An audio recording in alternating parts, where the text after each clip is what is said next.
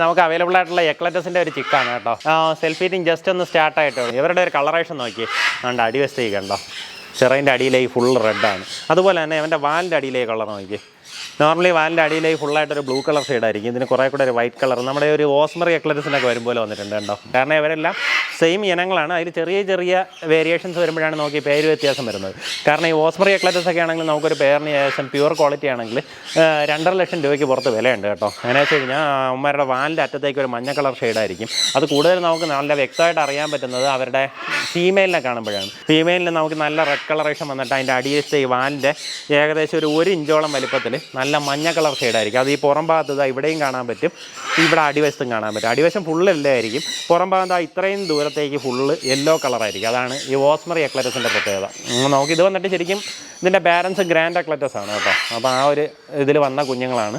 ഇത് നല്ല അടിപൊളിയായിട്ട് ടൈംഡ് ആയിട്ടുള്ള ആളാണ്.